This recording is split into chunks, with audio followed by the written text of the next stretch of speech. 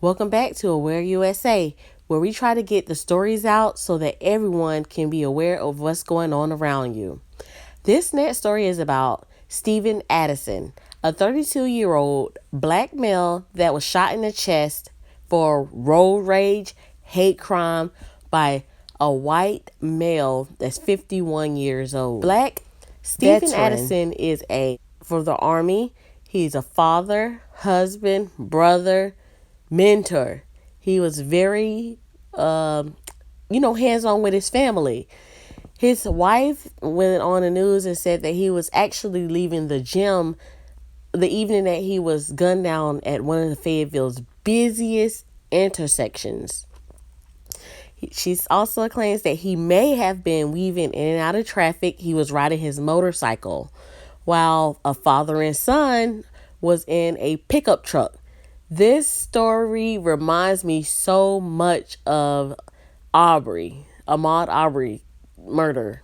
It reminds me so much of it because you have the two men, father and son, in a pickup truck, and you have a black male getting gunned down by them and eventually dying. It just doesn't make any sense. I'll include a video clipping in a brief news segment, and I'll be back after the clip.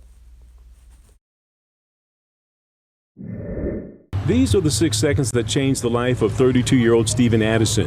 But to experts, those 6 seconds are very revealing.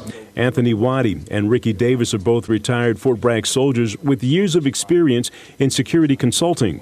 The first couple of seconds, you see the altercation growing between Roger Noble's son and Addison. He stepped a little forward. His hands are down by his side, but he did move towards the motorcyclist. Seconds 3 and 4 show the aggression growing even more. But second number 5 is the most important. This is where the fatal shot was fired. Where he's actually standing in reference to what we call in the military a fatal funnel. He's clearly out of line of harm's way. Waddy says that gave Nobles a clear path to shoot Addison from the truck. The experts also noticed that when the shot was fired, the son didn't flinch, but acted as if he were anticipating the shot. And then secondly, once the shot was fired and then he looked at the victim, he didn't turn around and look at his father and saying, to make comments like, why did you do that? I didn't anticipate this or whatever. He just watched the victim fall and walked away. Both men noted there were no attempts to provide first aid to the victim or place a 911 call for help. Witnesses have told me that the pair waited in the truck for the traffic light to turn green, then drove away. This particular incident just really kind of sheds a lot of light on what we need to be doing better to understand, how we can de-escalate in such heated situations. Now, when this happened on Monday, both Nobles and his son were taken in handcuffs down to the Fayetteville Police headquarters for questioning. That's where Nobles Sr. confessed to the crime, so his son was released. But Deborah, that doesn't mean he's out of the possibility of having charges filed against him. In talking with both the police chief and the district attorney, they say that this is an ongoing investigation and more charges may be filed. What great insight to this story. Gilbert Bay is reporting live. Thank you, Gilbert. In that news clipping, there were parts that stood out very different to me. One of those parts was that the son actually got out of the truck to confront Addison, who was on his motorcycle. Like, why would you get out of your truck? They are saying that the son definitely knew that the father was going to shoot Addison that day at that moment. But not only did he get out the truck, why would he just step to the side, which they're calling that the fatal funnel. He steps to the side to give Dad a chance to shoot Addison, and he shoots him eventually in the chest, and Addison dies.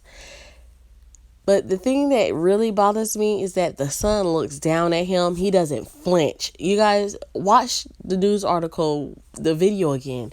He does not flinch, jump, nothing. He does nothing. And that is what bothers me the most about it. He looks down at Addison, walks slam away, gets back in the truck. Did you guys hear that they waited for the light to continue to turn green? So they weren't in a hurry. They was not in a hurry to run away from this scene. They didn't call 911, of course. They didn't try to get him any CPR, of course. They got in a truck, waited for the light to turn green, then drove off. Do you know they drove off to go home? These guys murdered a man and went home.